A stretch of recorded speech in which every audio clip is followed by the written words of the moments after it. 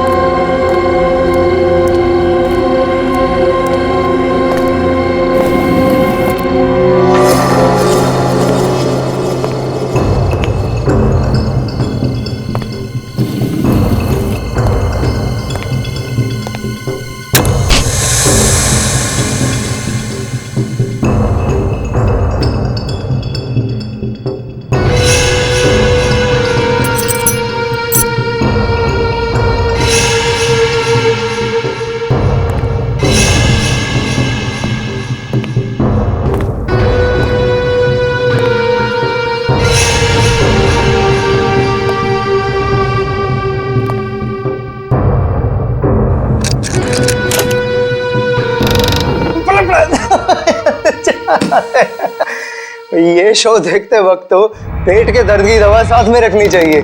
हंसते हंसते पेट दर्द हो गया।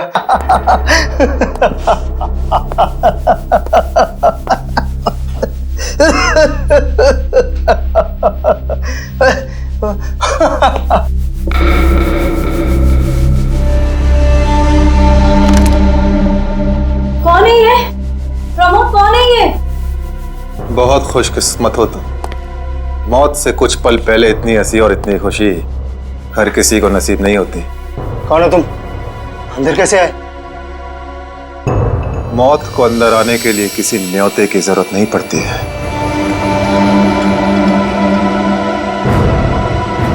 ये क्या कर रहे हो? मैंने क्या बिगाड़ा तुम्हारा? तो रुक जरा, पुलिस को। Happy birthday Tarika. Thank you Shreya. Thank you. Many happy returns of the day. Thank you Siddharth. बहुत खूबसूरत फूल है। श्रेया की चॉइस है। हाँ वो तो है, श्रेया की चॉइस तो कभी गलत हो ही नहीं सकती। हाय सिद्धार्थ। हेलो। हाय श्रेया। हाय पूर्वी। काफी देर कर दी आने में। थोड़ा ट्रैफिक मिल गया रास्ते में। अरे फ्रेडी सर, ये गपागप खा रहे हो? आप तो बोल रहे थे डाइटिंग कर रहे हो। डाइटिंग ही तो कर रहा हूँ। इसके पहले तो मैं 5-5 प्लेटें एक साथ खा जाता था। क्या बात कर रहे हो? हमारे प्लान पे तो पानी फिर गया अभिजीत। अरे ऐसे कैसे? कुछ ना कुछ तो करूंगा मैं। कैसे? हृदय, हाँ उस कमरे में तुम्हारा कोई वेट कर रहा है। मेरा वेट कर रहा है? हाँ। कौन? तुम जाओ तो सही। अरे जाओ।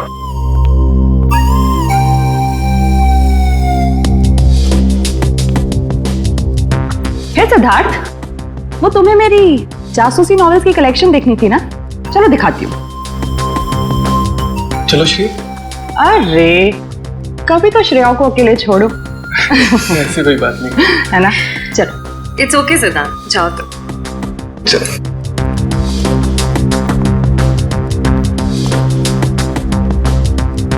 अरे श्रेया तुम यहाँ, वहाँ कमरे में कोई तुम्हारा वेट कर रहा है। कौन? अरे जाओ देखो तो सही। अरे सर,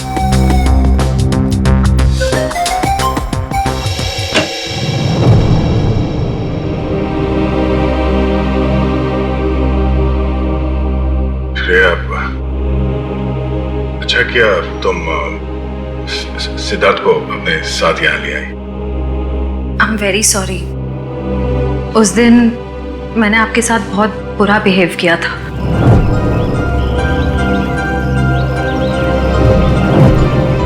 छोड़ो ना, मैं भूल गया हूं, तुम भी भूल जाओ। काश भूल पाना इतना आसान होता। जिंदगी कितनी सिंपल हो जाती है। निश्चय ये यादें ही तो है जो उदास दिलों को जिंदगी जीने का हौसला देती है।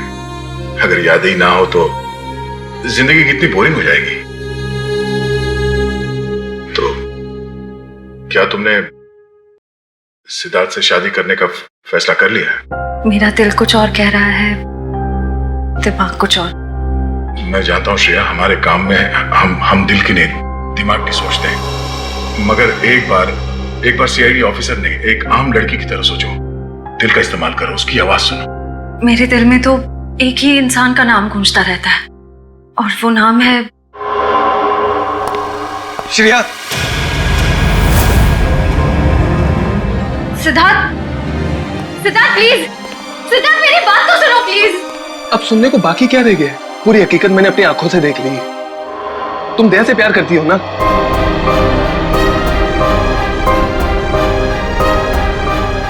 सिद्धार्थ, मैं इस बारे में तुमसे बात करने वाली थी। क्यों नहीं? सिद्धार्थ, काम इतना होता है, मौका ही नहीं मिला मुझे। मौका नहीं मिला? I just can't believe I heard that. Siddharth please मेरी बात तो सुनो। ये इतना आसान नहीं हो के। अपने आपको मेरी जगह रखकर तो सोचो, फिर पता चलेगा मैं किस अग्नि परीक्षा से गुजर रही हूँ।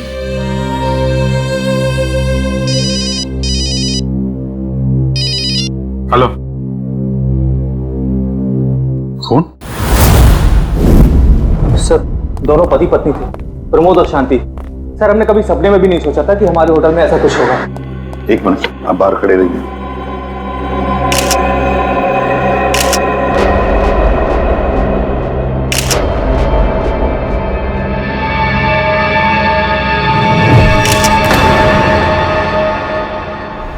माय गॉड, दोनों की लाशें ऐसी इस अवस्था में।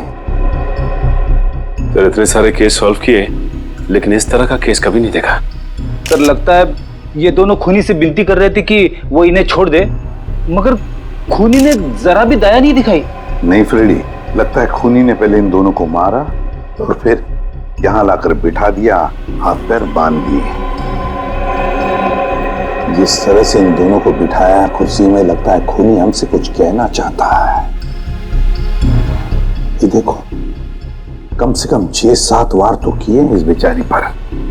ऐसे इतनी बेरहमी से मारा है जैसे ये खूनी कोई सिर फिरा हो या फिर बदले की आग में ये सब किया है उसने। My God. सर, इस प्रमोद की पीठ पे भी वार किया गया है।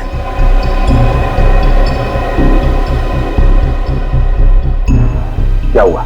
सर, इसकी सांसें चल रही है, जिंदा ही है। प्रमोद जिंदा है? तुम्हें जल्दी से इसे हॉस्पिटल ले जाओ, इसका जिंदा रहना बहुत जरूरी है। संभाल के, चल। आजा।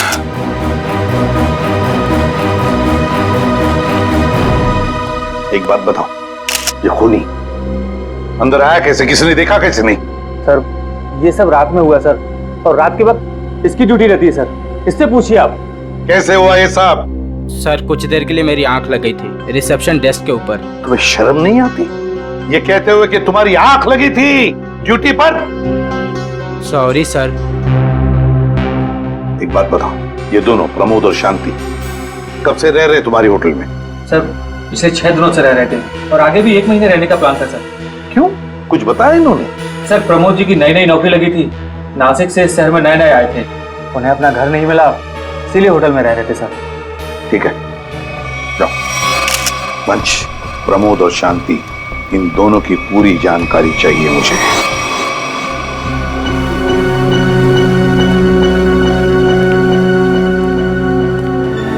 हाँ सचिन, ये प्रमोद कैसा है? सर, डॉक्टर ने ऑपरेशन शुरू कर दिया है, थोड़ी देर में पता चल जाएगा सर। लगता है सचिन, ये खूनी शांति को ही मारने आया था, प्रमोद को नहीं। देखो ना, उसने प्रमोद पर सिर्फ एक ही वार किया और फिर देखा तक नहीं कि वो जिंदा है या मर गया।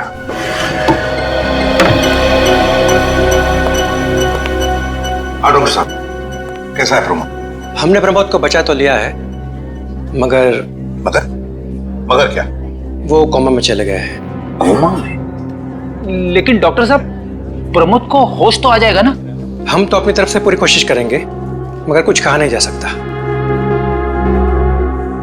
Thank you. कुछ भी हो, प्रमोद होश में आना ही चाहिए। खूनी को सिर्फ प्रमोद ने ही देखा है। डॉक्टर साहब, शांति की लाश से कुछ पता चला? दया, मौत की वजह तो तुम लोगों को क्राइम स्पॉट पे ही पता चल गई होगी। पेट पर चाकू के इतने सारे घाव हैं, उसी की वजह से मौत हो गई बेचारे की। हाँ, वो तो हमें पता चल गया था। उसके अलावा कुछ और? हाँ, एक खास बात। 2 महीने पहले इसका किडनी का ऑपरेशन हुआ था। ये देखो, इसमें फोटो है। किडनी का ऑपरेशन? वंश, पता करो शहर के किस हॉस्पिटल में शांति के किडनी का ऑपरेशन हुआ था। जैसे? और सर, वो क्राइम सीन पे जो खून मिला था वो शांति और प्रमोद का ही है। खूनी ने खून करने से पहले एक एक कदम फूंक फूंक कर रखा है। हाँ, काफी प्लानिंग की है खूनी ने इस जुर्म को अंजाम देने के लिए। उसे पता था कि ये प्रमोद ऑफिस से कितने बजे वापस आता है, और वो होटल के कमरे में पहुंच गया जब दोनों मौजूद थे। पर सर, अगर उसका मकसद शांति को ही मारना था तो वो तो प्रमोद के आने से पहले ही जुर्म को अंजाम देकर वहां से फरार हो सकता था। हाँ, ये बात तो है। मुझे लगता है खूनी ने प्रमोद के ऊपर सिर्फ एक ही बार वार किया, और वो इसलिए क्योंकि वो चाहता था कि वो कोमा में पहुंच जाए और जिंदा लाश बन जाए। सर, लगता है ये खूनी कोई एक्सपर्ट है जो अच्छी तरह से जानता था कि वार कहाँ पे करना है। सर, वो एक्सपर्ट नहीं, मुझे तो सरफिरा लगता है। वरना मारने के बाद इन्हें प्रार्थना की पोजीशन में क्यों बैठा था? कोई तो गहरा कारण है सबके पीछे जो इस खूनी के अतीत से जुड़ा हुआ है। क्या प्रमोद की बीवी का खून हो गया और प्रमोद कोमा में है? जी हाँ। खैर, अब ये बताइए कि पिछले कुछ दिनों से प्रमोद का स्वभाव कैसा था? क्या वो डरा डरा रहता था या कुछ और अजीब बात? नहीं, ऐसा तो कुछ नहीं था। पर हाँ सर, मैंने उनको काम में बहुत सारी गलतियां करते देखा। साफ साफ बताइए, प्रमोद किस तरह की गलतियां कर रहा था? बेसिक अकाउंटिंग की गलतियां। मुझे तो हैरानी हो रही थी कि इतने काबिल और इतने क्वालिफाइड इंसान ऐसे बच्चों वाली गलतियां कैसे कर सकता है कोई।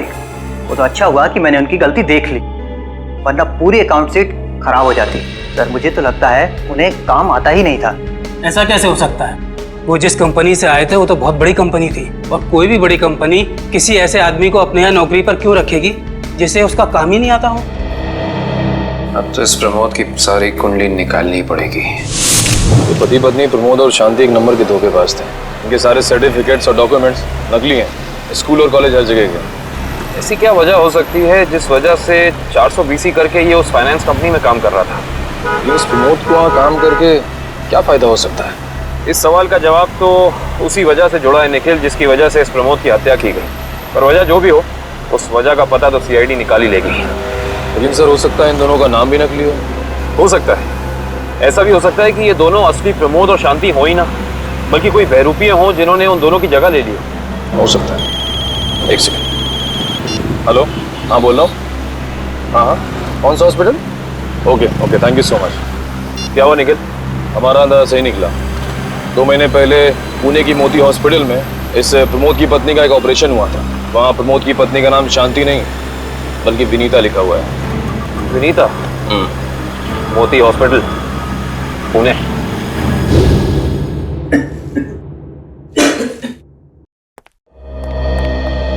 एक्सक्यूज मी, एक वक्त पे सिर्फ एक ही मरीज अंदर आएगा?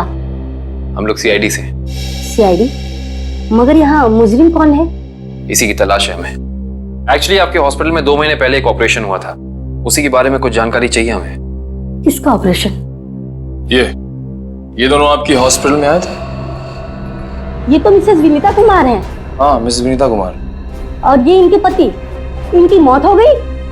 जी हाँ, विनीता कुमार का खून हो चुका है और उनके पति प्रमोद अब कोमा में है। डॉक्टर, ये बताइए कि मिसेस विनीता कुमार ने किडनी का ऑपरेशन कराया था ना? जी हाँ। हम उसके मेडिकल रिपोर्ट्स देख सकते हैं? यहाँ पे तो पति का नाम त्रिलोक कुमार लिखा है। मतलब त्रिलोक बन गया प्रमोद और विनीता बन गई शांति। इस पेपर में उनके घर का एड्रेस लिखा हुआ है। चल के पता करें, शायद कुछ पता चल जाए। नहीं निखिल, कोई फायदा नहीं होगा। इनकी पहचानों की तरह इनका एड्रेस भी नकली होगा, देखना। हाँ, हमने इन्हें ऑपरेशन के कुछ रिपोर्ट्स कोरियर की थी, मगर वो कोरियर वापस आ गए थे।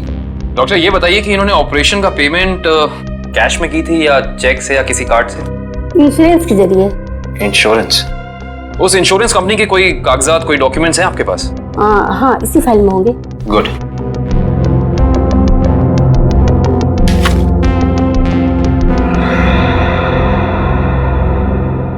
Base health insurance. अंकित, सभी अकाउंट्स और सभी खाते अच्छी तरह से बंद हो जाने चाहिए। कल शाम 5 बजे तक ऑडिटर आ जाएगा। हो जाएगा सर। कभी सपने में भी नहीं सोचा था कि हमारी कंपनी का अंत इतना बुरा होगा। ये किस अंत की बात कर रहे हैं आप लोग? जरा विस्तार से समझाइए। अगर आप अपने पैसे वापस लेने आए हैं तो भूल जाइए, क्योंकि जब तक अदालत अपना फैसला नहीं सुना देती तब तक हम किसी के रुपए वापस नहीं कर पाएंगे। पैसे वापस लेने नहीं, इंसाफ करने आए हैं हम लोग। सीआईडी से हैं। ओह, तो हमारी शिकायत सीआईडी वालों तक भी पहुंच गई है। शिकायत? ऐसा क्या कर दिया आपकी इस कंपनी ने?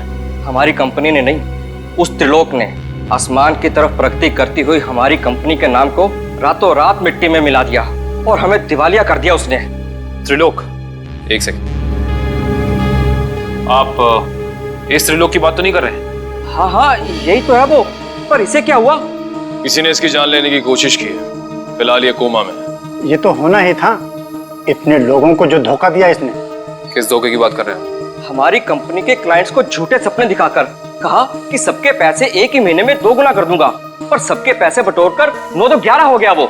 और क्लाइंट हमारी कंपनी से पैसे वापस मांग रहे हैं। बैंकक्रप्ट हो गया। इतने सालों से कंपनी की बनी बनाई इज्जत मिट्टी में मिल गई। खोए हुए पैसे और खोई हुई इज्जत तो फिर से कमाई जा सकती है, पर खोई हुई जान तो वापस नहीं आ सकती ना। क्या त्रिलोक ने किसी की जान भी ली है? हाँ, हमारी कंपनी के सीईओ अनुज जी, जो कि सदमे को बर्दाश्त नहीं कर पाए और दिल का दौरा पड़ने से उनकी मौत हो गई। कहीं ये सारा हमला अनुज जी का कोई करीबी तो नहीं कर रहा है? अनुज जी की मौत का बदला लेने के लिए हो सकता है। अनुज जी के परिवार में कौन कौन है? उनकी पत्नी सुधा, जो कि अभी सदमे में है, और उनका बेटा विक्की। विक्की? इस विक्की का फोन नंबर दीजिए जरा। विक्की के फोन का सिग्नल यहीं आसपास बता रहा है। मूविंग है। अच्छा, अभी भी मागाधीर रोड की तरफ मुड़ा है। मागाधीर?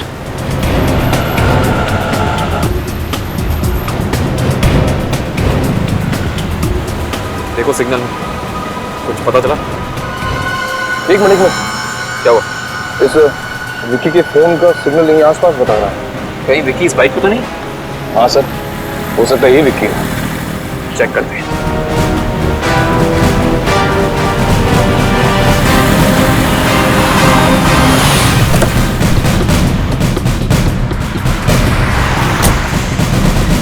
सुनो भाई साहब, तुम ही विक्की हो? हाँ, और ये क्या बदतमीजी है? तुम लोग मेरा नाम कैसे जानते हो? तुम्हारा नाम और तुम्हारे सारे कारनामों के बारे में जानते हैं हम। सीआईडी। सीआईडी? इस शहर में क्या कर रहा है? हाँ? कुछ काम था, और तुम लोग मेरा पीछा क्यों कर रहे हो? बकवास बंद कर। दो खून करके भाग रहा हो, कह रहा है सीआईडी पीछा क्यों कर रही है? मैंने कोई खून नहीं किया है। अच्छा, त्रिलोक और विनीता का खून नहीं किया तुमने? त्रिलोक और विनीता मर चुके हैं? ड्रामा बनकर अपना, पूरा इतिहास है तेरा हमारे पास। उन दोनों ने तुमसे तुम्हारे पिता को छीना, उसका बदला लेने के लिए तुम यहाँ आए हो उनके पीछे। हाँ, मैं बदला लेने जरूर आया था, पर मैंने उनका खून नहीं किया। देख, सच बोल दे समझा, नहीं अपनी शक्ल नहीं पहचान पाएगा। मैं सच कह रहा हूँ। मैंने किसी तरह उनके बारे में पता किया। मैं उनके होटल भी गया था, मगर जैसे मैं उनके कमरे की तरफ जा रहा था, मैंने उनके कमरे में एक आदमी को जाते हुए देखा। कौन सा आदमी था वो? उसके चेहरे को ठीक से देख नहीं पाया मैं। तुम्हें जो भी याद है, जितना भी याद है, साफ साफ बताओ। कद लगभग 6 फीट, ओवरकोट पहना हुआ था उसने, और उसके बाल लंबे थे यहाँ तक। और उसने एलिगेटर शूज पहने हुए थे। Alligator shoes? हेलो, एक और खून? लाश ऐसे अजीब ढंग से क्यों बैठा है? कमाल है सर, पिछले वाले केस में खूनी ने उन दोनों को होटल में चाकू मारकर प्रार्थना वाली पोजीशन में बैठाया था, और इसे गोली मार के इस तरह से। लगता है दोनों का खूनी एक ही है। अगर ये सीरियल किलर होता तो इसे भी चाकू से मारता सर, क्योंकि विनीता को उसने चाकू से मारा था, इसे तो गोली मारी। हाँ, मगर लाशों को ऐसे एक ही ढंग से बिठाना क्या दो अलग अलग खूनी करेंगे? मुझे लगता है दोनों का खूनी एक ही है, और जिस वक्त इस्तिकवांशु का खून हुआ, लगता है खाना खाने ही वाला था।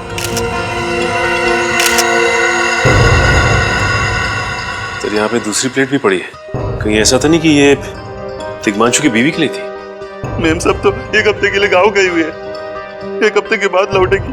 तो क्या घर में कोई और आदमी था जिसके लिए तिग्मांशु ने एक और प्लेट में खाना डाला? नहीं साहब।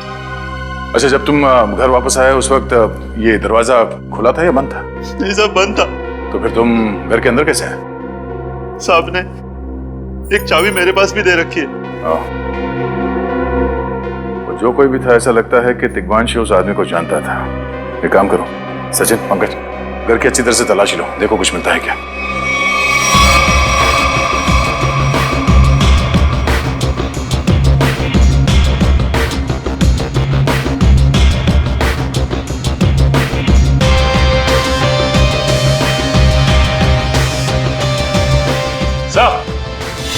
हाँ सचिन, हाँ सचिन, ये देखिए सर, यहाँ से शीशा निकाला गया है, चिटकनी खोली गई है और यहाँ से बाहर जाने का रास्ता भी है। मतलब कोई अंदर यहाँ इस खिड़की से आया था? सर लेकिन इस घर में तो सेफ्टी अलार्म भी है सर। अगर यहाँ से कोई अंदर आया है तो सेफ्टी अलार्म बजना चाहिए था और सिक्योरिटी गार्ड को भी अंदर आना चाहिए था। अब इसका जवाब तो सिक्योरिटी गार्ड ही देगा।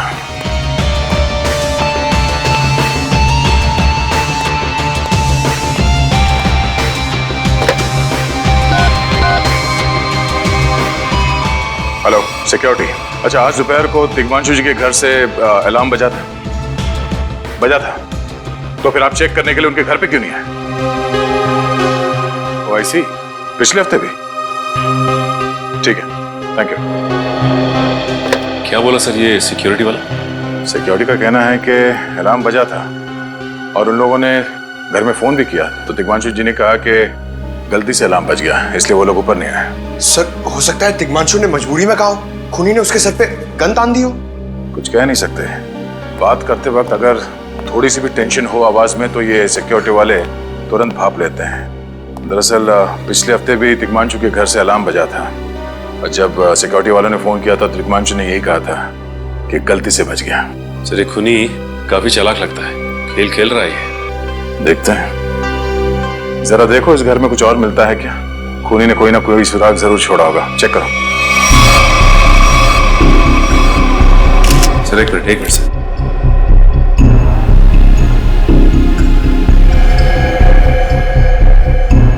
ये देखिए सर खून। खून यहाँ कैसे? कहीं खूनी का तो नहीं है खून?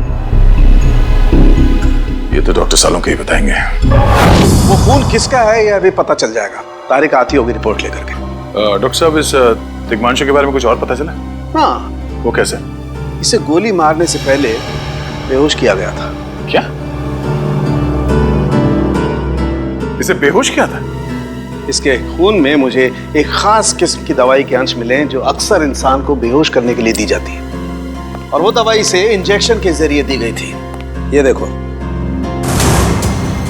सर बहुत ही अजीब बात है, अगर खूनी इसे मारना चाहता था तो सीधा गोली मारकर इसका काम तमाम कर सकता था, फिर ये जहर की दवाई क्यों दी होगी? और सर एक और बात पता चली, तिग्मांशु जिस हालात में हमें मरा हुआ मिला था वो एंशिएंट कल्चर के हिसाब से प्रार्थना करने की पोजीशन, खाना खाने से पहले। तो फिर तो शांति और तिग्मांशु दोनों का खूनी एक ही आदमी है। एक खूनी के लिए ये हत्याएं जुर्म नहीं, एक जश्न है। इसीलिए उसने टेबल पे ये प्लेटें सजाई, उसमें खाना रखा, एक अपने लिए और एक तिग्मांशु के लिए। और सर तिग्मांशु को प्रार्थना की पोजीशन में बैठा के उसने गोली मार दी। सर मैंने कहा था ना, ये खूनी एकदम सरफिरा है सर। हाँ सर, लगता है ये खूनी अपने आप को बहुत शक्तिशाली महसूस करता है। जिस वक्त इन सबकी गर्दनें झुकी होती हैं उसके सामने, उसे आनंद आता है। नहीं सचिन, खूनी का मकसद लोगों को अपने सामने झुकाना नहीं, बल्कि अपने लिए प्रार्थना करवाना था। क्या मतलब? ये रही उस खून की रिपोर्ट। ये खून ना ही तिग्मांशु का है और ना ही उसके घर वालों का, ये खून उस खूनी का ही है। खूनी का? मगर वहां तो हाथापाई के कोई निशान नहीं मिले और उस जगह को देख के ऐसा लगा भी नहीं कि तिग्मांशु ने सेल्फ डिफेंस में खूनी के ऊपर हमला किया होगा। वो इसलिए दया क्योंकि ये खून खूनी ने अपने मुंह से थूका था। हमें इसके खून में से इसके सलाइवा के कुछ अंश भी मिले। उसकी तबीयत खराब है क्या? हाँ वो बीमार है, उसके खून में एथिमोलाइसिन नाम की दवाई का अंश मिले हैं और उसका कीमोथेरेपी हुआ था।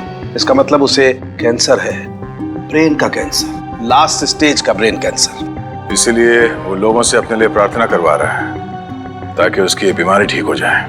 हमारे क्रिमिनल डेटाबेस में चेक करो, पता करो ये कोई पुराना पापी तो नहीं है। नहीं सर, उस खूनी का हमारे क्रिमिनल डेटाबेस में कोई रिकॉर्ड नहीं है। कोई इतिहास नहीं है? नहीं सर। सर दिग्मांशु की पूरी कुंडली निकाल के लाओ सर। प्रमोद की तरह इसकी पहचान भी नकली है। व्हाट? हाँ सर, ये देखिए, उसका असली नाम राकेश है और जिस तरह प्रमोद को 420 की आदत थी, ठीक उसी तरह राकेश भी भोली भाली लड़कियों को फंसाता था शादी के झांसे में।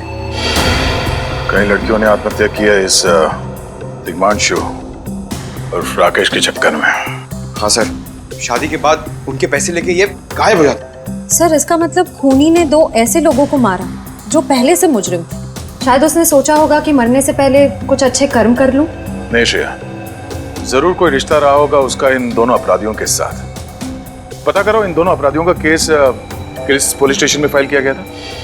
सर, ब्रेन कैंसर के जितने भी पेशेंट्स हैं शहर में, उन सबकी लिस्ट मिल गई है सर। कुल मिला के ऐसे 50 पेशेंट्स हैं, जिसमें से 10 पेशेंट्स ऐसे हैं जो कैंसर की लास्ट स्टेज पे हैं। उनमें से 4 औरतें हैं, बचे 6। हाँ सर, और इन 6 में से 4 ऐसे हैं जो 70 साल से ऊपर के बुजुर्ग हैं। अब बचे 2, ये उदय और भानु। तुम इन दोनों से मिले? हाँ सर, ये उदय 6 महीने से हॉस्पिटल में है। और भानु? भानु सर 1 महीने से हैदराबाद में। ये कैसे हो सकता है सचिन? अगर वो मुजरिम इसी शहर में है तो कहीं उसका इलाज चल रहा होगा ना कहीं से वो दवाई खरीदता होगा। मांझी सर, इस शहर में जितने भी केमिस्ट है जहाँ पे ब्रेन कैंसर की दवाइयाँ बेची जाती है, उन सब की लिस्ट चाहिए मुझे। सब पता चल गया।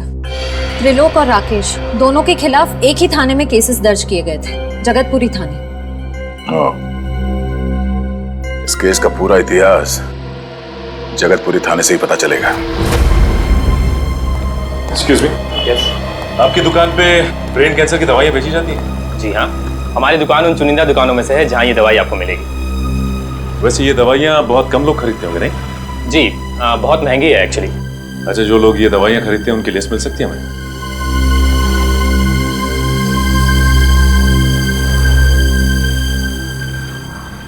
ये रही वो लिस्ट।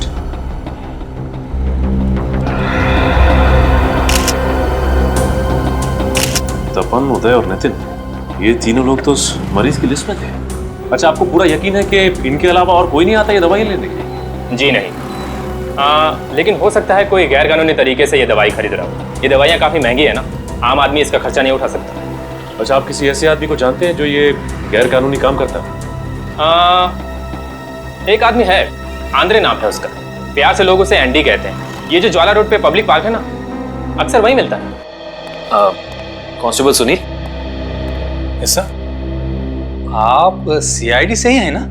हाँ, हमारी बात शायद आप ही से हुई थी। साहब बताइए, कांस्टेबल सुनील आपके लिए क्या कर सकता है? सुनील जी, हाल फिलहाल में इस रिकॉर्ड रूम में कोई चोरी वगैरह हुई थी क्या? चोरी नहीं तो सर, अब यहाँ वाला कोई चोरी कैसे करेगा? सुनील, फिर आप एक हेल्प कर सकते हैं हमारी। हमें 2 मुजरिमों की फाइल चाहिए। एक का नाम है त्रिलोक कुमार और दूसरे का राकेश भिवेन। 1 मिनट सर, क्या नाम बोले? राकेश? राकेश भिवेन।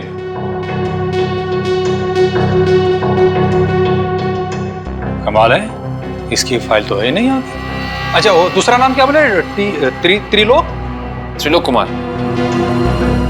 इसकी भी नहीं है? दोनों की फाइल्स नहीं। हाँ सर, लेकिन यहाँ पर चोरी की तो कोई घटना नहीं घटी। पता नहीं फाइलें गायब कैसे हो गई। सुनील, यहाँ याद करने की कोशिश करो, हाल ही में कोई दुर्घटना घटी थी क्या? पिछले महीने ऑफिस एरिया में आग लग गई थी, तो अच्छा हुआ फायर ब्रिगेड वाले जल्दी आ गए और हमारे रिकॉर्ड्स नष्ट नहीं हुए। जरूर ये आग भी जानबूझकर लगाई गई थी। आग लगने की वजह क्या थी? वो बताया गया कि मेन स्विच बोर्ड के अंदर शॉर्ट सर्किट हुआ था। कोई इलेक्ट्रिशियन भी आया था काम करने के लिए। जरूर वहीं छेड़छाड़ की गई है। उस इलेक्ट्रिशियन का कोई आता, कोई पता, कोई कांटेक्ट है? दूसरे कांस्टेबल के पास था, लेकिन वो तो रिटायर होकर गांव चले गए। हाँ, कोई बात नहीं। सुनील, एक काम करिए, आप चेक करके बताइए कि और किन किन मुजरिमों की फाइल्स यहाँ से गायब हुई हैं। Okay sir. पता तो चले आखिर अगला शिकार है कौन इस अनोखे खूनी का। ये ले पैसे। अरे ये दवाइयाँ तो असली है ना। अरे अंकल जी, ये जो शक की बीमारी है ना, कैंसर से भी ज्यादा खतरनाक है। अगर आपको यकीन नहीं है कि ये दवाई असली है या नहीं, तो खुद जाकर दुकान से क्यों नहीं खरीद लेते? अरे तुम तो बुरा मान गए, मैं तो बस ऐसे ही पूछ रहा था, मेरा मतलब वो नहीं। जानते हो, इस तरह से दवाइयाँ बेचना और खरीदना दोनों गैर कानूनी है। बाकी तुम्हारा कोई फायदा नहीं है। मैंने सुना था कि सीआईडी बड़े बड़े केस हैंडल करता है। मैं तो छोटा मोटा चोर हूँ, जाने दो ना साहब। हाँ मिस्टर छोटे चोर, ये बताओ कि तुम्हारे पास से ये दवाइयाँ खरीदने के लिए कोई ऐसा आदमी आता था जो 6 फीट लंबा था और लंबे लंबे बाल थे उसके, और वो एलिगेटर वाले शूज पहनता था? हाँ, वही जो आगे से नुकीला होता है। हाँ, आया था चिराग। आप लोग चिराग को ढूंढ रहे हो? हाँ। कहाँ मिलेगा ये चिराग? चिराग? लगता है चिराग घर पर नहीं है। कमरे अच्छी तरह से चेक करो, देखो कुछ मिलता है क्या। पंकज, कंप्यूटर चेक करो।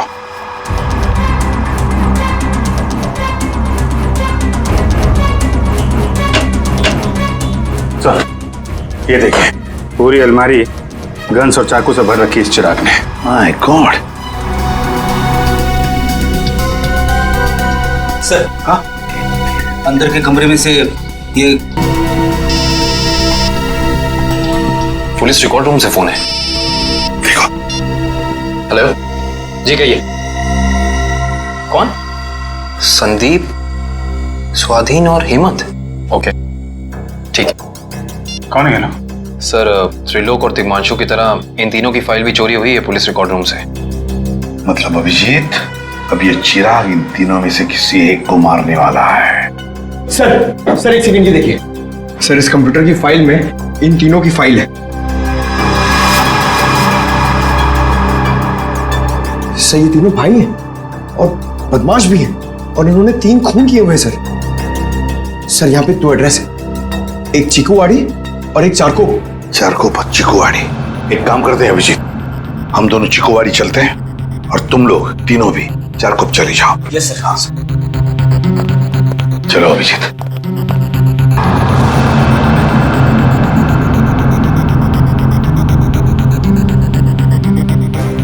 क्या हुआ सर?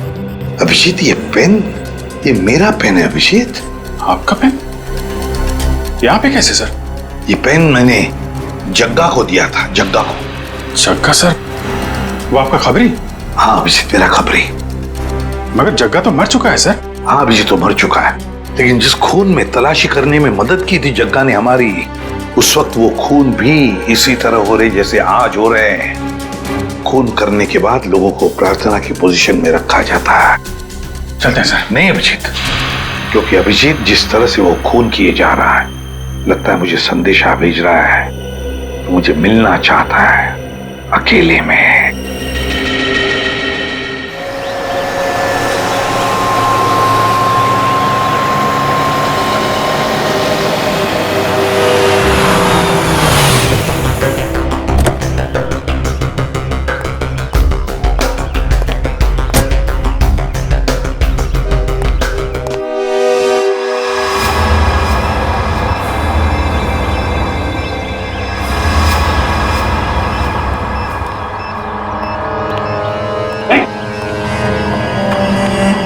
प्लीज हमें बचा लीजिए, ये सिर्फ हमें मार डालेगा।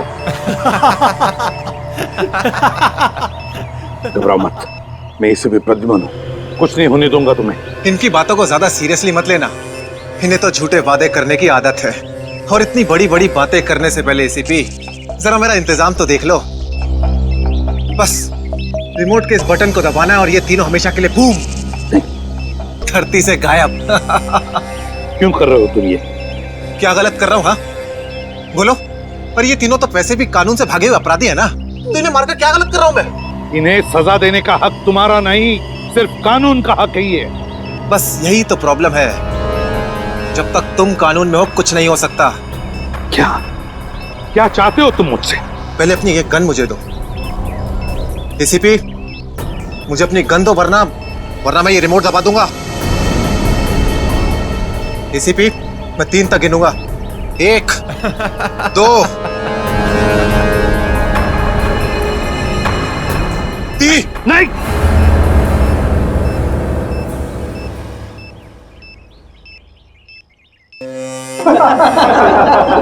बहुत अच्छे जी, बहुत अच्छे। तो तुम जानना चाहते थे ना कि मैं तुमसे नफरत क्यों करता हूँ? हाँ। जग्गा खबरी का नाम ध्यान है? याद है मुझे। मैं उन्हीं का बेटा हूँ। पता चल चुका था मुझे। एसीपी, तुमने मेरे पिताजी से वादा किया था ना कि तुम उनका बाल भी बाका नहीं होने दोगे। फिर क्यों नहीं बचा सके उन्हें? बोलो। देखो चिराग, तुम्हारे पिताजी की मौत का बोझ आज भी मेरे दिल पर है। बंद करो ये तुम्हारा नाटक। उस वक्त कहाँ थे तुम जब मेरे पिताजी की मौत के बाद मैं और मेरी माँ दर दर की ठोकरें खा रही थी? खाने के पैसे तक नहीं थे हमारे पास। तो तुम मेरे पास चले आते, मैं कुछ मदद कर सकता था तुम्हारी। क्या कर लेते तुम? हाँ, सिवाय झूठे वादों के। तुम्हें पता है एसीपी, मुझे कैंसर है, आखिरी स्टेज। और ये इसीलिए क्योंकि मेरी माँ के पास पैसे नहीं थे मेरे इलाज के लिए। मैं तुम्हारा दुख समझ सकता हूँ चिराग, तुम्हारी तकलीफ समझ सकता हूँ, मगर इन तीनों ने क्या बिगाड़ा है तुम्हारा? तुम इन तीनों की जान बचाना चाहते हो? हाँ। तो तुम्हें अपनी बलि देनी होगी। क्या मतलब? मतलब तुम इस बिल्डिंग से छलांग लगानी होगी ताकि फिर कोई जग्गा खबरी सीआईडी का शिकार ना बने।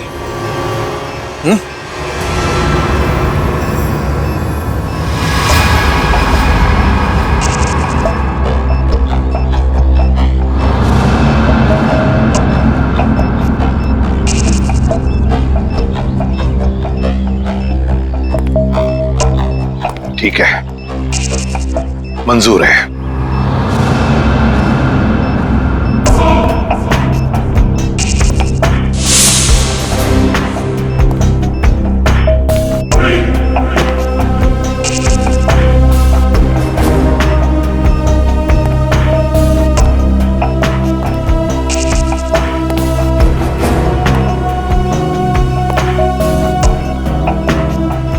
चढ़ो एसीपी, चढ़ो।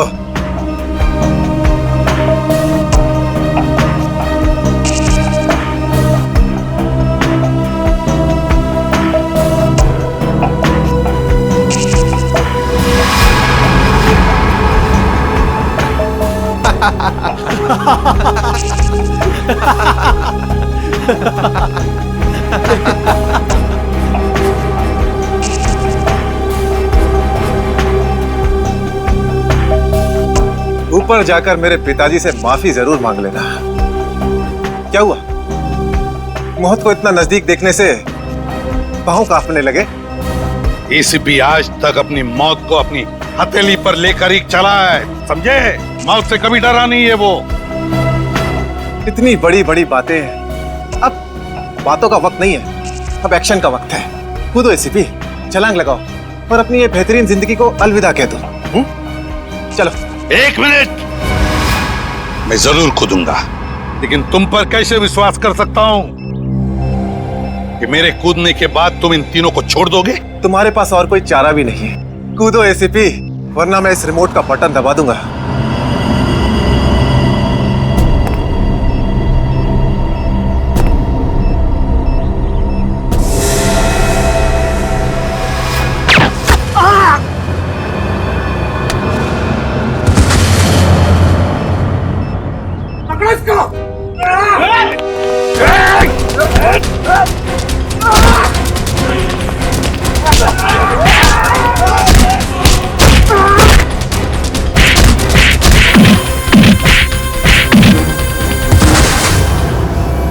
बस मिस्टर चिराग, बहुत चला लिया न्याय की अदालत। सीआईडी का काम सीआईडी को सौंप दो। रेडी? पंकज, उन तीनों के शरीर से बॉम्ब हटा दो संभाल के। और तुम मेरे दोस्त, मेरा खबरी जग्गा के बेटे लगते ही नहीं। उस बेचारे ने तो अपनी जान कुर्बान की हमारी मदद करने में, कानून की मदद करने में, मगर तुम, लानत है तुम पर, जैसे घटिया काम करने निकले थे। दो खून किए तुमने, तुम्हें तो शायद फांसी ही होगी, फांसी।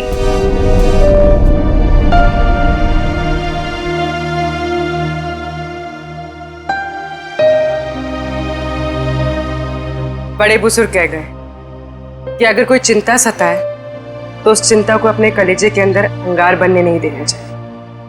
कलेजा चल जाता है। मुझे कोई चिंता नहीं सता रही है। In fact I think I am the luckiest girl in the world right now. CID में सब मेरे काम से खुश हैं। मेरे पास तुम दोनों जैसे दोस्त हैं। मेरी शादी होने वाली है। एक लड़की को और क्या चाहिए होता है? शायद प्यार।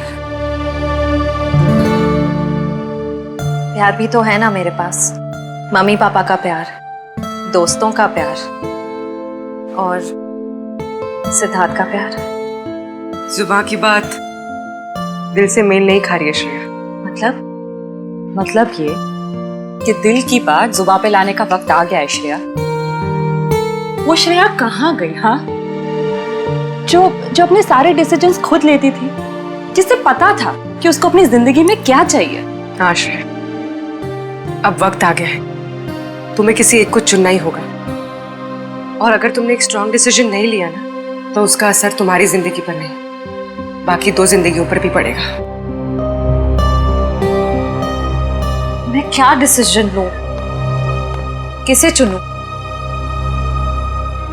उस इंसान को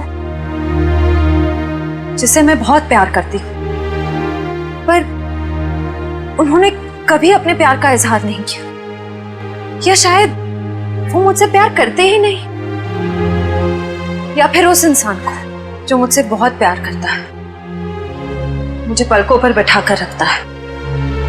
मगर यहाँ पे इम्पोर्टेंट सवाल ये है कि तुम किससे प्यार करती हो?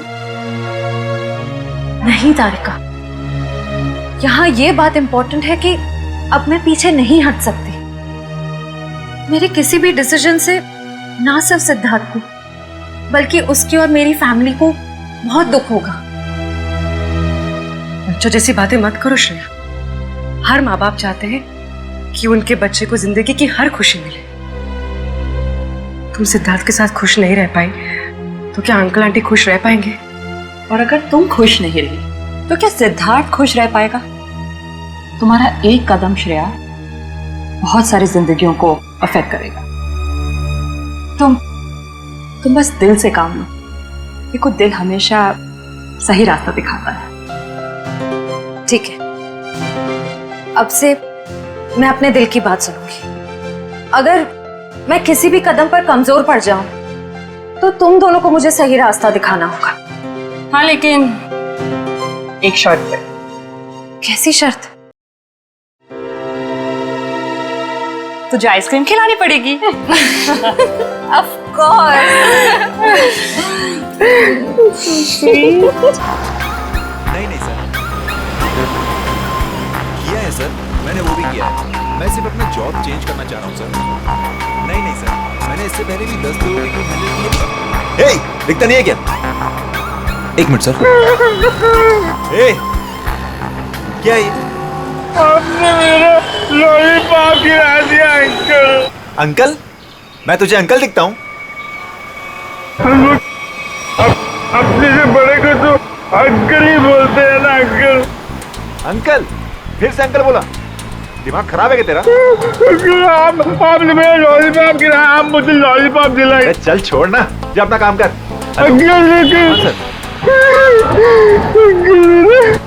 लॉलीपॉप गिरा दिया।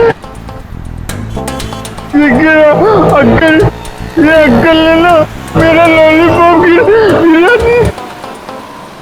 अंकल,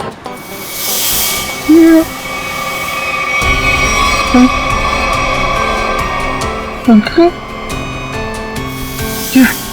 ये मेरे चेहरे को क्या हो गया? मैं तो बच्चा हूँ। ये कौन है?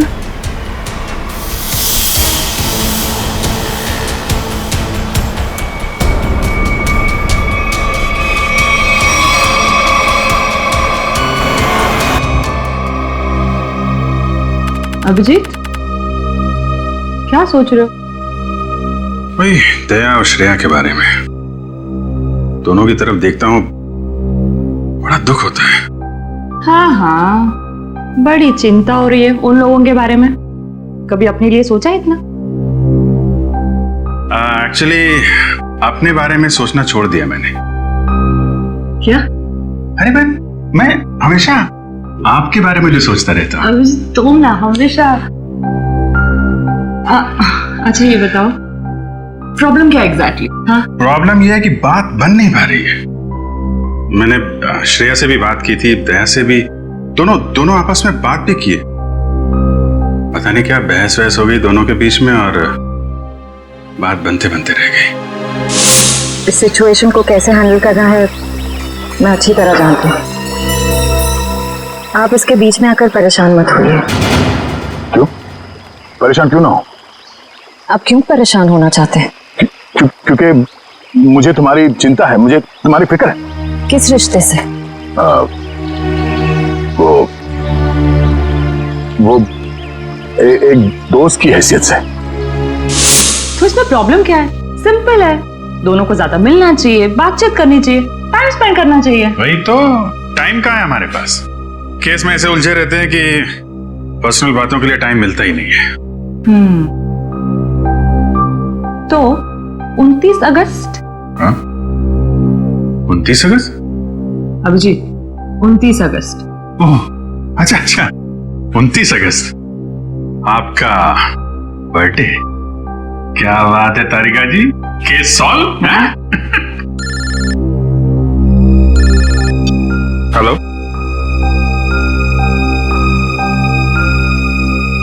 एक नया केस।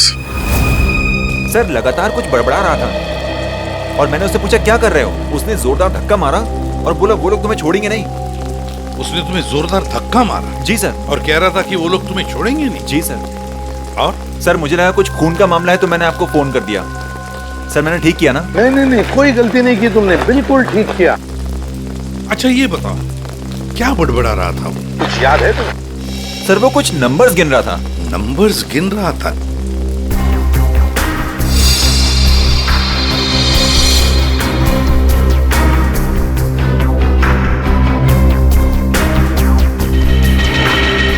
हाँ अभिजीत क्या लगता है? बॉडी पे बाहर तो कोई घाव नहीं है और जहर का भी कोई निशान नहीं दिख रहा है, लेकिन ये देखिए यहाँ पे सर, इसके ये माथे पे दोनों तरफ ये निशान दिख रहा है, बिल्कुल एक जैसे निशान है, एक ही जगह पे, जैसे किसी चीज को बहुत देर तक यहाँ पे लगा के रखा था। हो सकता है किसी हेडफोन वगैरह का निशान है। नहीं हेडफोन वगैरह का निशान नहीं है ये। नहीं ऐसा तो नहीं इसकी मौत की वजह ये निशानी हो सकता है, ये बिल्कुल हो सकता है। सर आप रेडी? इसकी उंगलियां देखिए सर, सिर्फ इसी उंगली को मट्टी लगी है।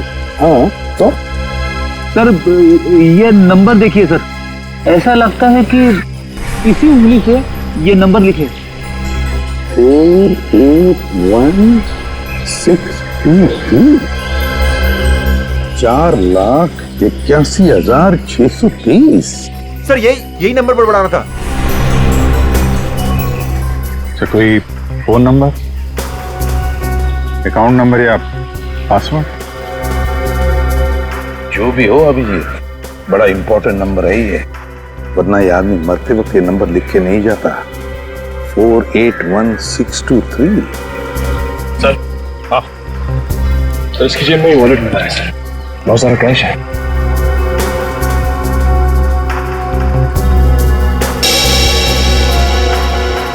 आईडी नहीं? ये क्या? कोई रिसीट है सर? TE servicing company.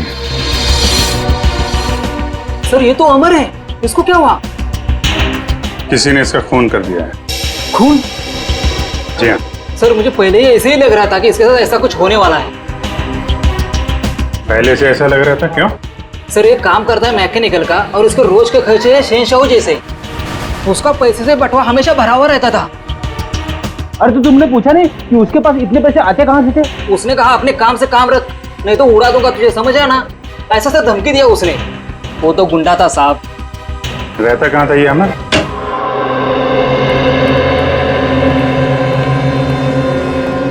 पूरा घर छान मारो, देखो कोई ऐसी चीज मिलती है क्या जो अमर की मौत से जुड़ी हुई हो।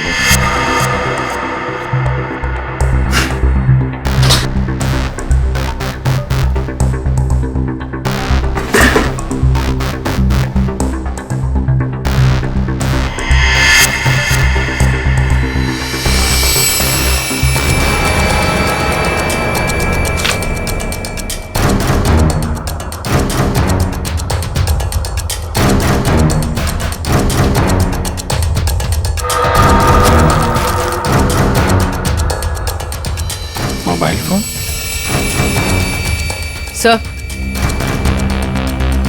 सर ये जेवर और ये पैसे। बहुत बड़ा घोटालेबाज था ये। उधर मोबाइल फोन और एंटिक पीसेस रखे हुए हैं।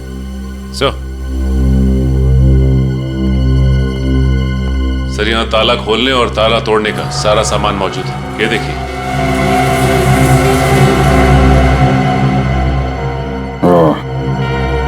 तो ये अमर चोर था। सर लगता है ये अमर लोगों के घरों में एसी और फ्रिज सुधारने के बहाने घर को अच्छी तरह से देख लेता था। उसके बाद रात में इन सारी कीमती चीजों की चोरी करता था। सर। हाँ बेटा। सर ये कुछ अखबार मिले हैं जो बीच बीच में से काटे हुए सर। कुछ अक्षर कटे हुए हैं।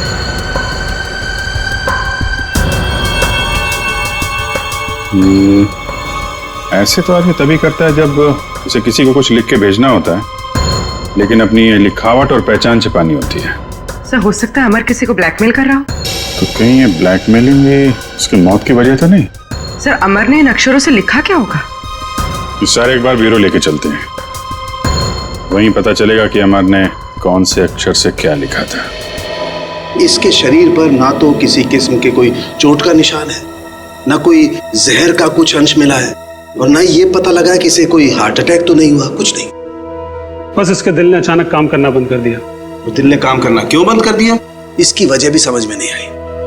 लेकिन इसके सर के बालों के बीच हमें जरूर ऐसा कुछ मिला है, एक ऐसा निशान जो बहुत चौंकाने वाला है।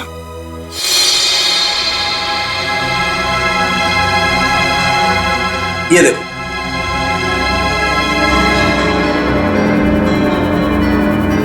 देख रहा है? गौर से देखो।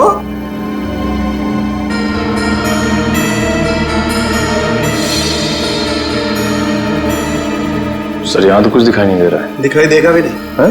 हाँ, ये निशान नंगी आंख से तो क्या, साधारण मैग्नीफाइंग ग्लास से भी दिखाई नहीं देगा। ये निशान आप लोगों को कहां दिखाई देगा मैं बताता हूं, आइए मेरे साथ। यहां देखिए ये निशान, देखिए ये छोटा सा माइन्यूट सा निशान 100 टाइम्स मैग्नीफाई किया है, तब जाकर के निशान दिखाई दिया है। 100 टाइम्स? डॉक्टर साहब ऐसा कौन सा निशान हो सकता है? कहीं ऐसा तो नहीं कि किसी सर्जन ने बड़ी बारीकी से इस पे सर्जरी करके? नहीं कर, इतनी बारीक सर्जरी दुनिया में हो नहीं सकती है। इतना बारीक निशान किसी औजार से नहीं बन सकता है। लेकिन हाँ, इसके सर में ये निशान है, इसका मतलब कोई बहुत ही पतली, बहुत ही माइन्यूट, बारीक सी चीज इसके सर में या तो घुसी है या फिर घुसाई गई। सर ये काम एलियंस का लगता है। सर कई बार एलियंस धरती पर आते हैं और इंसानों को बहला फुसलाकर ऊपर ले जाते हैं और उनके ऊपर एक्सपेरिमेंट्स करते हैं, उन्हें कंप्लीटली ब्रेन वॉश कर देते हैं। पंकज, तुम मेडिटेशन किया करो, तुम्हारा दिमाग आजकल बहुत इधर उधर भटकता है। हाँ, एक बात और, इसकी सीटी स्कैन करने से पता लगा है कि ये आदमी दिमागी तौर पर बीमार था। सर अमर के सिर में जो यहाँ पे जो निशान था, कहीं इसकी वजह से इसे मानसिक बीमारी तो नहीं हुई? हो सकता निखिल, इसके लिए मुझे इसकी ऑटोप्सी करनी पड़ेगी। ठीक है डॉक्टर साहब, आप ऑटोप्सी कीजिए, तब तक हम पता करते हैं कि अमर ने जो नंबर्स लिखकर छोड़े थे उन नंबर्स का राज क्या है।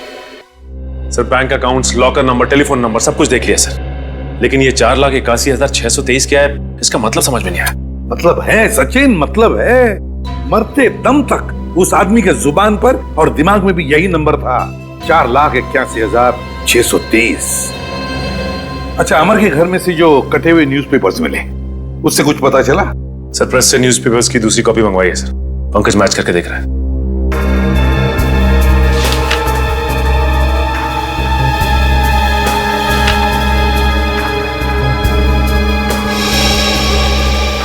इशिता, राजमहल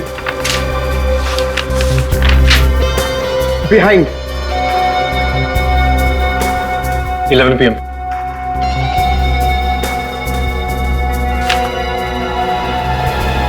कुमार नियर सुरेश इशिता मीट। हाँ पंकज, क्या पता चला? सर सारे गायब अक्षर ये पेपर पे लिखे सर।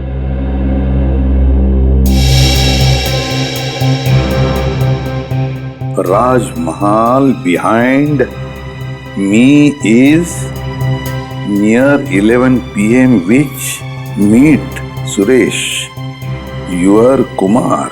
सर ये तो एक पहेली लग रही है। पहली ही है, मगर पहेलियां बनती हैं छुड़वाने के लिए। क्या बात है सर, जैसे रिकॉर्ड बनते हैं टूटने के लिए। बिल्कुल। मीट मी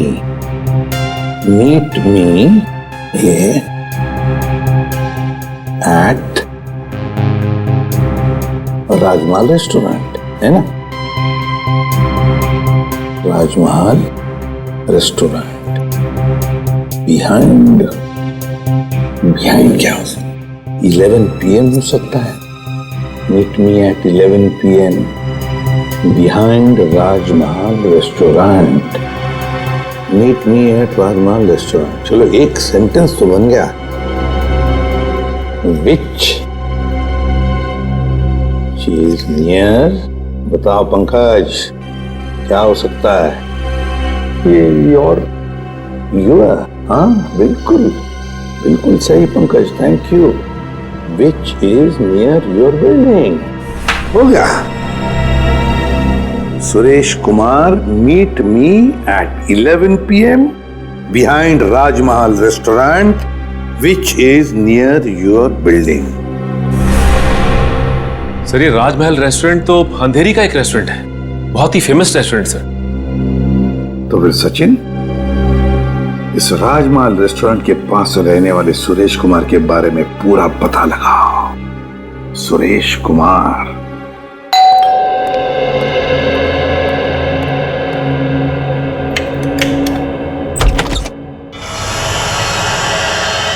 जी कहिए, कौन है आप? क्या चाहते हैं? पैसा, ढेर सारा पैसा। हेलो हेलो, कौन हो तुम और क्यों दूं मैं तुम्हें पैसा? हाँ? अमर को क्यों दिए थे? अमर को? हाँ सब पता है मुझे। जी वो मुझे ब्लैकमेल कर रहा था और इसीलिए तुमने अमर का खून कर दिया। क्या खून? देखिए मैंने किसी का खून नहीं किया है। झूठ!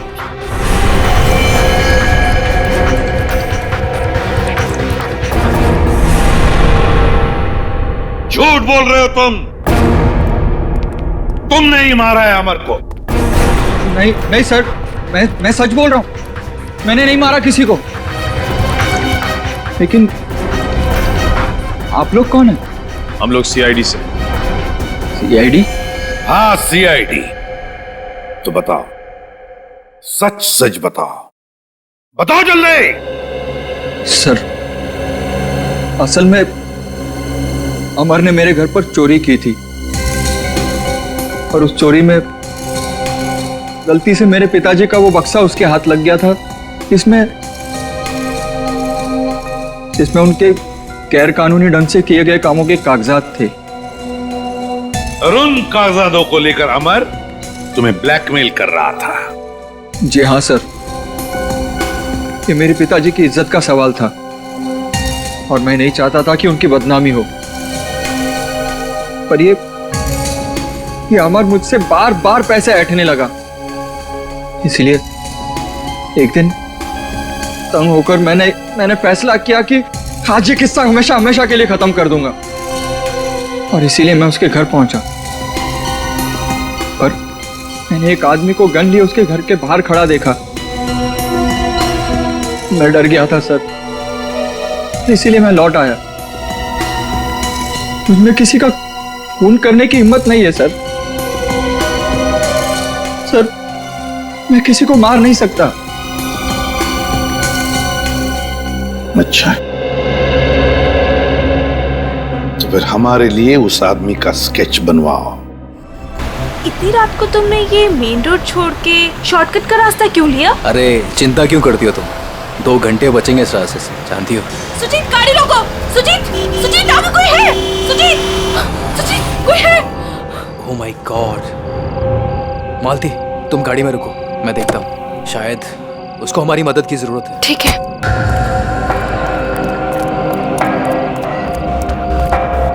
भाई साहब, उठो भाई साहब, क्या हुआ? भाई साहब, उठो भाई साहब। 4,81,000 है 4 8 16 23। अरे छोड़ो मुझे। बिल्ला, वो लोग तुम्हारे पास आ रहे हैं। छोड़ो बिल्ला।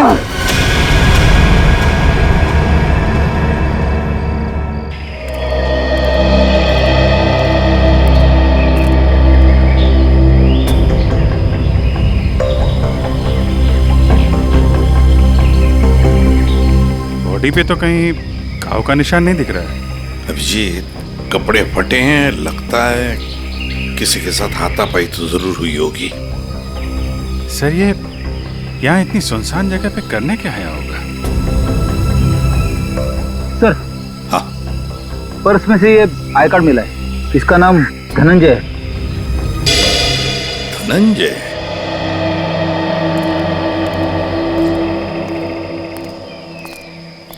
एक बार जरा डिटेल में बताइए, क्या हुआ था? हाँ सर, ये आदमी रोड पे मुंह के बल गिरा हुआ था। मैंने इसकी हेल्प करने की कोशिश की, लेकिन इसने मुझ पर हमला कर दिया सर। और हाँ सर, ये कुछ नंबर भी बड़बड़ा रहा था। नंबर? अमर भी तो नंबर ही बड़बड़ा रहा था। हाँ। 48163। हाँ। ये 4,81,623 ऐसा कुछ? जी जी हाँ सर, यही नंबर था। अच्छा, अब इसके अलावा कुछ और बोल रहा था, बड़बड़ा रहा था?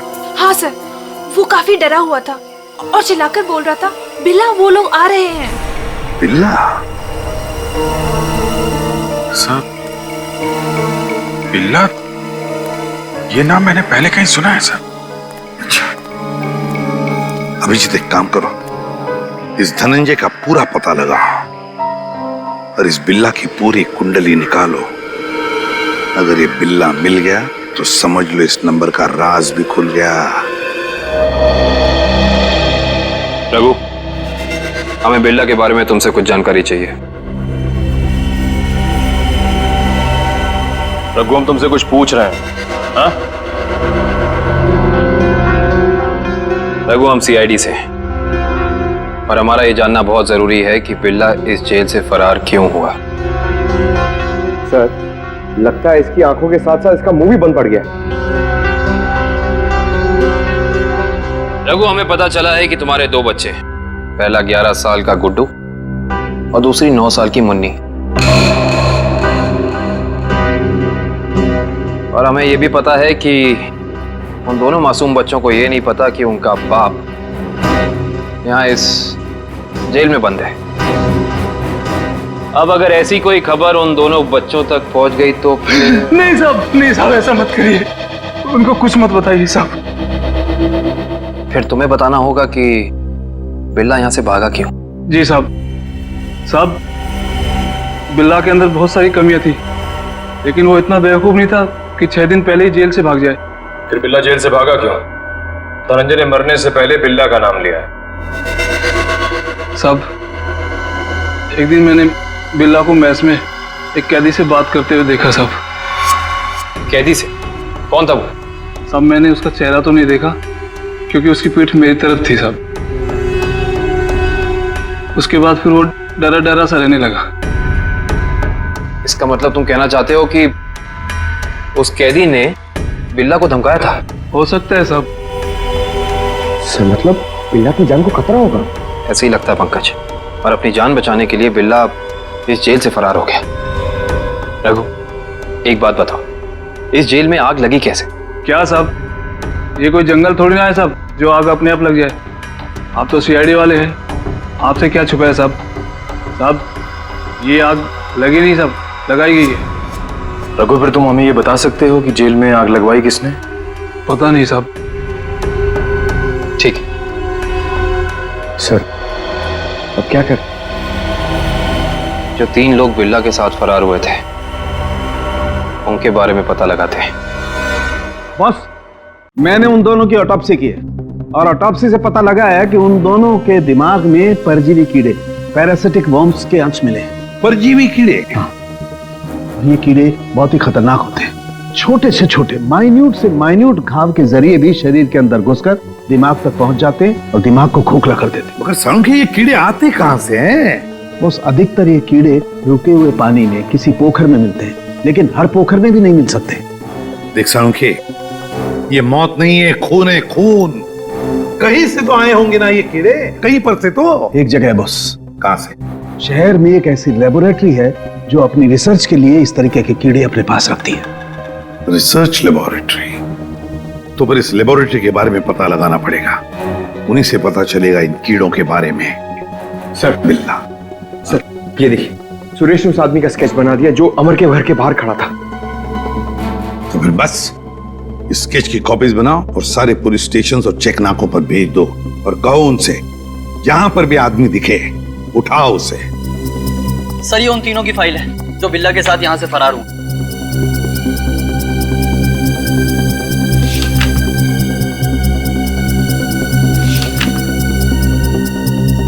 सर। हाँ पंकज। सर ये आदमी को देखिए। ये आदमी? ये तो वही आदमी है ना जिसका स्केच सुरेश ने बनवाया था। वही आदमी जो अमर के घर के बाहर खड़ा हुआ दिखा था। इसमें तो लिखा है ये धनंजय आग लगने से 2 दिन पहले ही यहाँ आया था, एक छोटे मोटे जुर्म में। इसका मतलब जरूर अमर, धनंजय और बिल्ला के बीच आपस में कोई ना कोई संबंध था।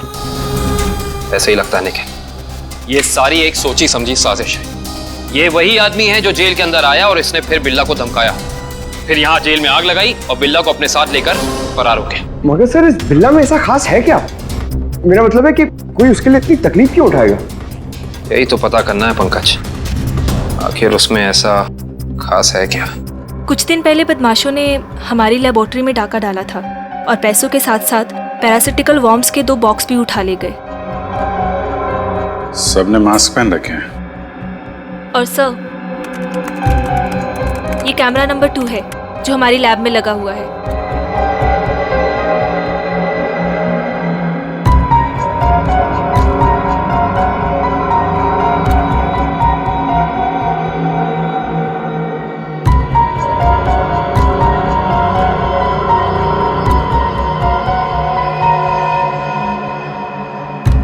एक मिनट, जरा ये फुटेज दोबारा चलाना और स्लो मोशन में। जी।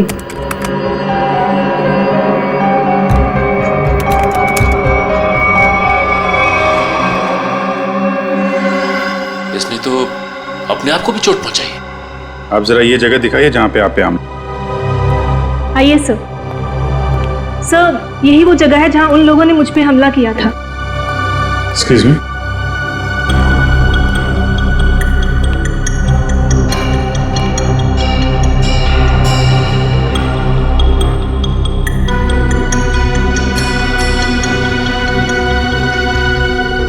सर, इस जगह को तो अच्छी तरह से साफ कर दिया गया है, खून के निशान कहीं भी नजर नहीं आ रहे।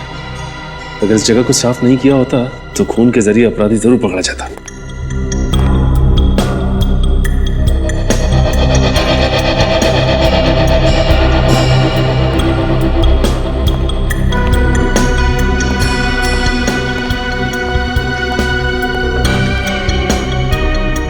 अपराधी इस दरवाजे से ही बाहर गया। उंगली कटी थी, खून बह रहा था। बाहर देखते हैं, शायद कुछ मिले।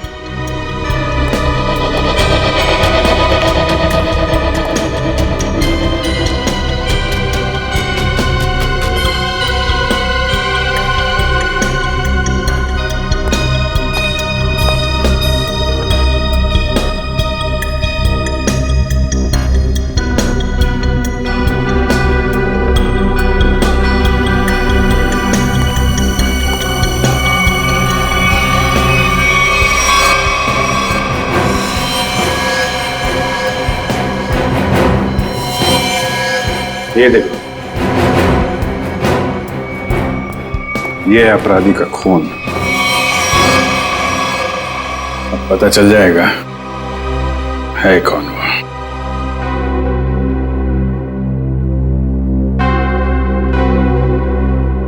हाँ, तो ये बात है, चोर चोरी से जाए लेकिन सीना चोरी से ना जाए।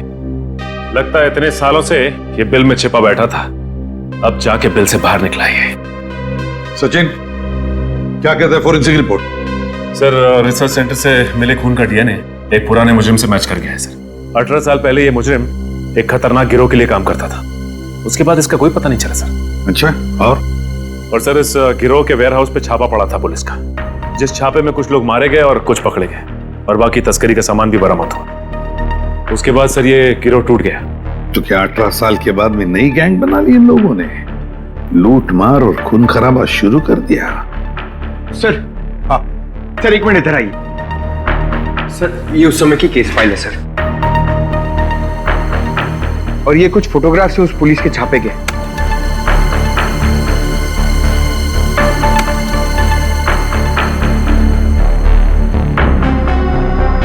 एक मिनट।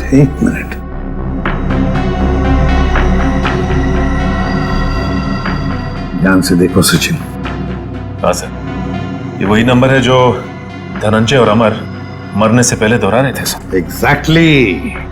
ये सारा खून का खेल इसी नंबर से जुड़ा हुआ है, इसी नंबर से, इसी बक्से से जिसका नंबर है 4,81,630।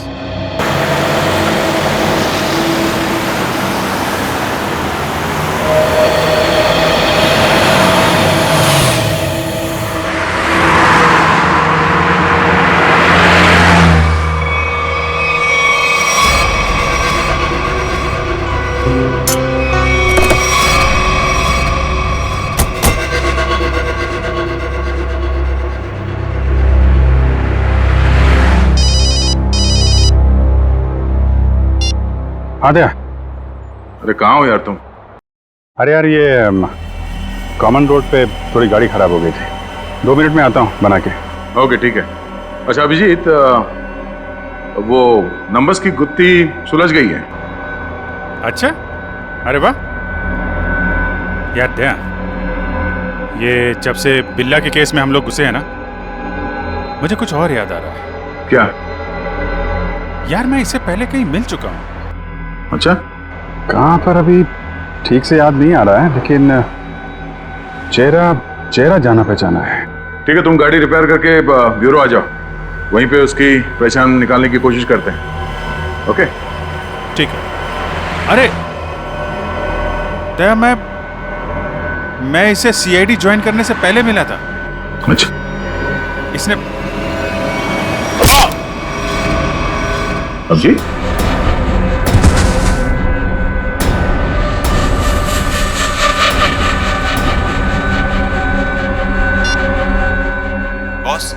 काम हो गया है। हेलो, ये अभिजीत की आवाज तो नहीं थी, किसी और की आवाज थी। आवाज क्लियर नहीं थी। ये कहीं किडनैपर्स की आवाज तो नहीं?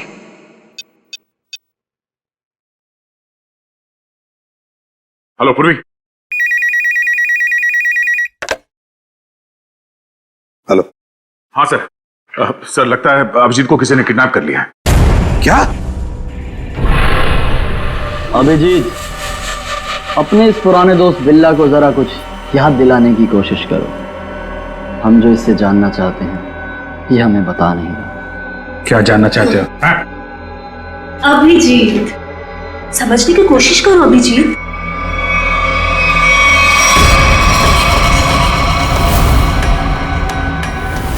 डॉक्टर शीतल, तुम?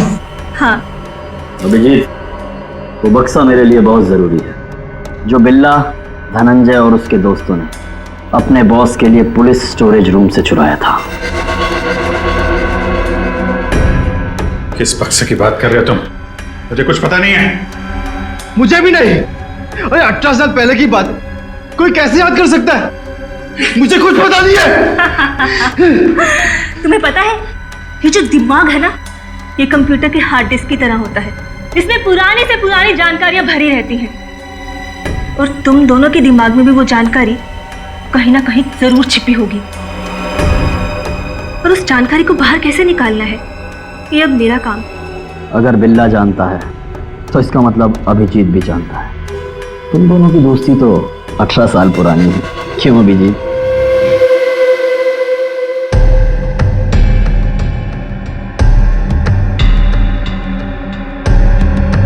क्या ये सर? क्या ये? कुछ नहीं, बस तुम्हें इलेक्ट्रिक शॉक देने की तैयारी हो रही है। अगर तुम्हें शॉक नहीं दूंगी तो पता कैसे चलेगा जो हमें चाहिए?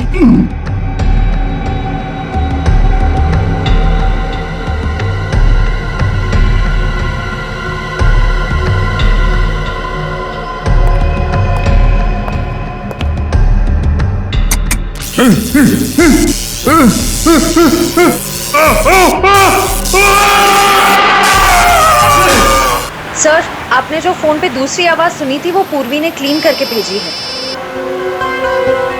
बॉस, काम हो गया। हम उसे लेकर 30 मिनट में पहुंचते हैं। 30 मिनट की दूरी पे?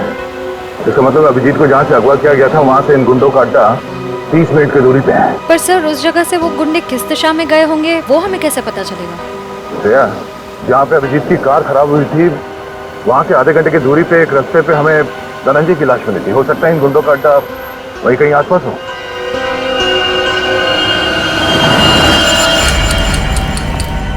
तुमने तो बहुत जल्दी हार मान ली अभिजीत, पर हम लोग हार नहीं मानने वाले जब तक हम अपने मतलब की जानकारी हासिल नहीं कर लेते। बॉस, बक्सा मिल गया और अंदर का सामान भी सही सलामत है। बहुत अच्छे, क्या बात है।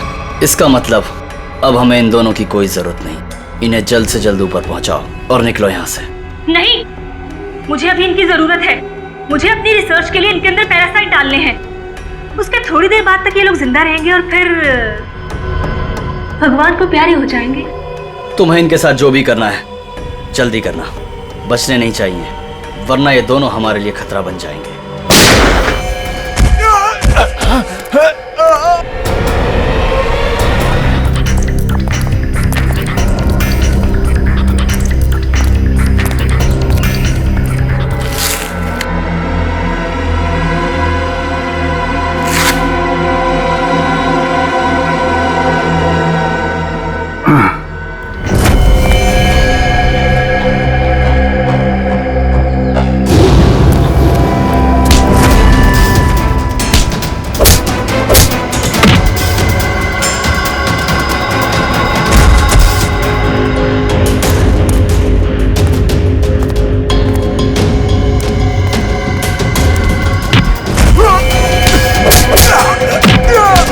सही सी बता दे, अभिजीत सर कहाँ पे है?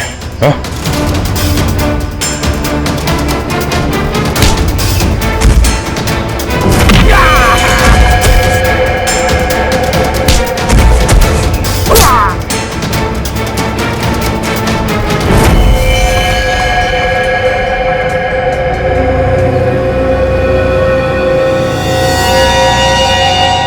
ये तो बिल्ला है। बिल्ला, बिल्ला, इसे भी अस्पताल ले जाना होगा। ये अभिजीत कहाँ गया?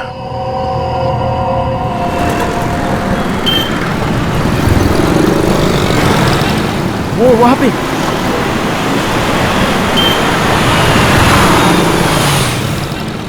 अभिजीत, कहाँ जा रहे हो अभिजीत? चलो जल्दी गाड़ी में बैठो।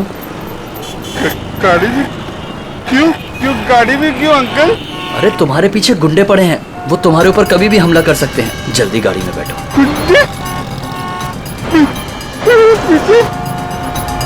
लेकिन आप लोग कौन हैं? लेकिन अरे अभिजीत, हम तुम्हारे दोस्त हैं, भूल गए क्या?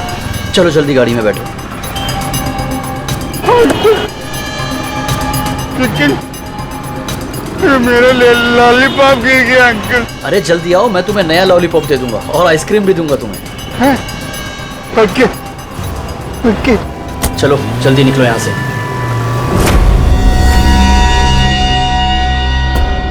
चलो चलो फटाफट चलो, जल्दी से ना, टाइम नहीं है ना हमारे पास, है ना? देखिए अंकल, हम लोग जा कर रहे हैं। हम लोग हम लोग विदेश जा रहे हैं। विदेश घुमाने के लिए। तुम्हें घूमना है ना?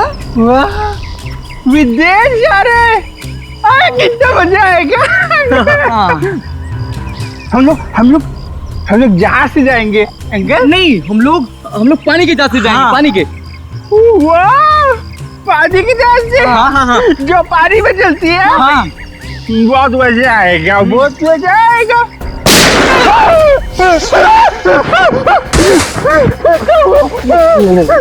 लगता दुश्मन आ गई।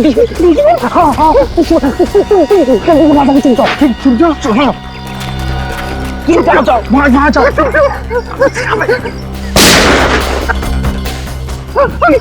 अंकल आप भी चुप जाओ। जाओ। अभिजीत, अभिजीत, यहाँ है अभिजीत। यहाँ है अभिजीत। पर अब ये तुम्हारा नहीं, हमारा हो चुका है।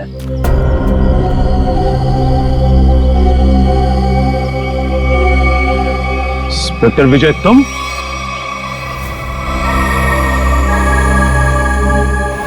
ये सारा खेल तुम खेल रहे हो? हाँ? यस सर, पहचान लिया तो बहुत अच्छी बात है। अब जल्द से जल्द यहाँ से निकल जाओ, वरना तुम्हारा ये आदमी जान से जाए।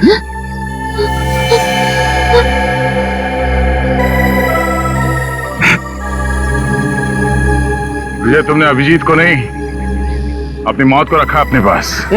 थोड़ी फालतू बकवास सुनने का मेरे पास टाइम नहीं। फटाफट मुझे निकलने का रास्ता दो। हाँ, जाने दो हमको। हम लोग विदेश जा रहे हैं अंकल, पानी के जहाज से। सर, ये अभिजीत सर को क्या हो गया? सुना नहीं? बंदूक नीचे, वरना नीचे रखो नीचे, नहीं तो ये अंकल मुझे मार देंगे। नीचे रखो नीचे रखो, नीचे रखो। नीचे।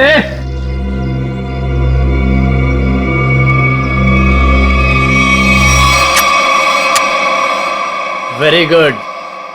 चलो रास्ता दीजिए आप लोग, चलो जल्दी चलो। होशियारी नहीं।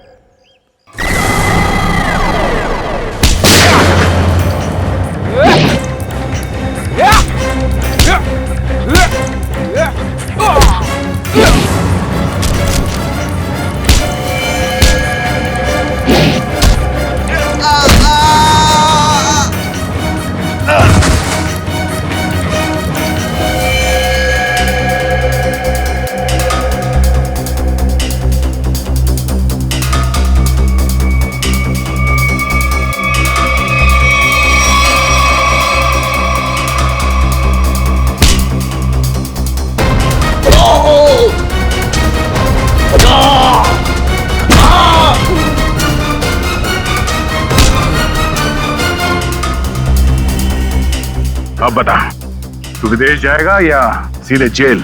हाँ? दया, जाऊंगा तो विदेश ही। वो देख।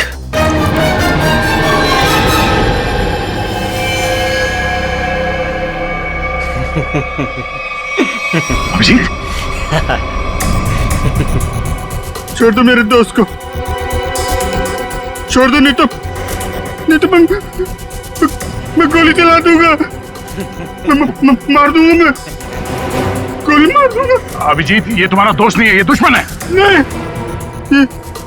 नहीं, ये मेरे दोस्त है, ये दोस्त है मेरे। ये मुझे घुमाने ले जाने वाले हैं। तुम लोग दुश्मन हो। दुश्मन? मुझे पता चल गया। तुम लोग मुझे मारने आए हो। सर प्लीज याद करने की कोशिश कीजिए, अपने आप को पहचानिए सर, प्लीज। हम तुम्हारे दोस्त हैं। तुम एक सीआईडी ऑफिसर हो। नहीं, अभिजीत तू गोली चला। चुप, ये झूठ बोल रहा है। तुम गोली चलाओ, हमें भी नहीं चला अभिजीत। गोली चलाओ, भूल दो सबको। अभिजीत नहीं, अभिजीत गोली चला। याद करो अभिजीत, हमारे वो दिन जो हमने एक साथ सीआईडी में गुजारे। तुम मेरे दोस्त हो यार। सर आप एक सीआईडी ऑफिसर, मैं निखिल, तैयार से। हाँ, श्रेया, विक्रम। झूठ बोल रहा है। गोली चला। यार गोली याद कर यार। सर याद करिए सर। ले हाथ छोड़ दे, मैं तुम्हें मरने नहीं दूंगा।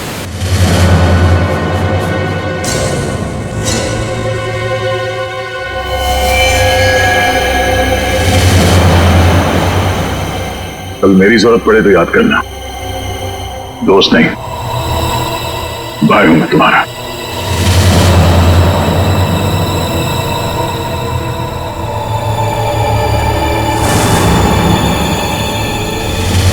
जैसा दोस्त दुनिया में और दूसरा कोई नहीं रहा।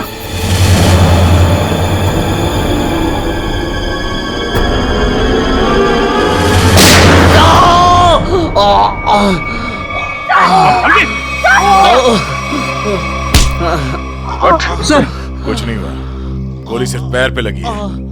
बता क्यों किया तूने ऐसा? हाँ? लालच सर, 100 करोड़ का लालच। मेरा असली नाम हरीश है।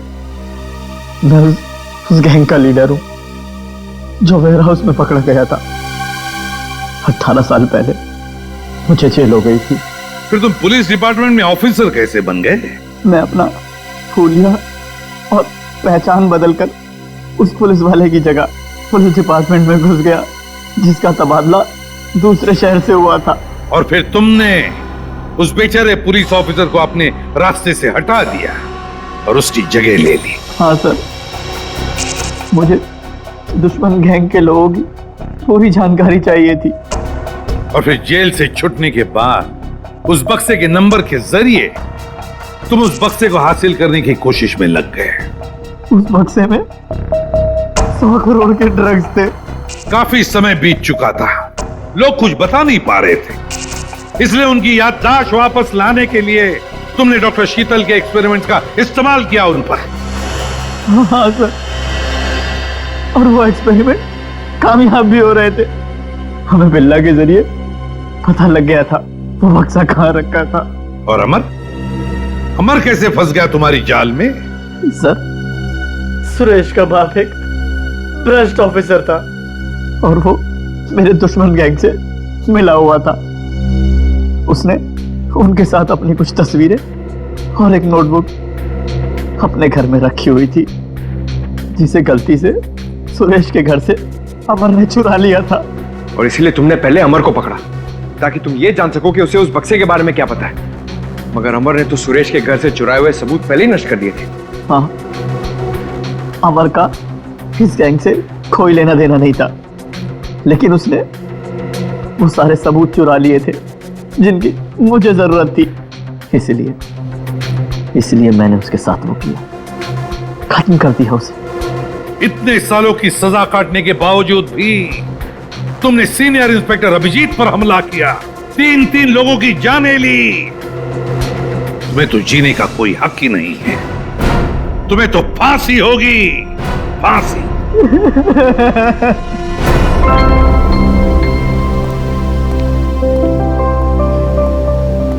अभी सब ठीक है ना? Many happy returns of the day. Oh, Daya? That's for you. Thank you. Happy birthday. Thank you so much. This is beautiful. Thanks. ये कोई नजर नहीं आ रहा? अभिजीत आया नहीं क्या? अरे यार मैं यहाँ भाई। ये लो। फिट हो बॉस? अरे तारिका जी का बर्थडे और मैं फिट ना हूँ हैं? अच्छा दया, श्रेया नहीं आई? अरे दया आ गया तो श्रेया भी आती होगी। हाँ वो तो नहीं यार, वो हमारी पिछली मुलाकात कुछ ठीक नहीं रही। तो अरे सब ठीक हो जाएगा यार। आज वो यहाँ आएगी ना तो उसे अपने दिल की बात बोल ही देना। क्यों? यस, इस बार तो एकदम।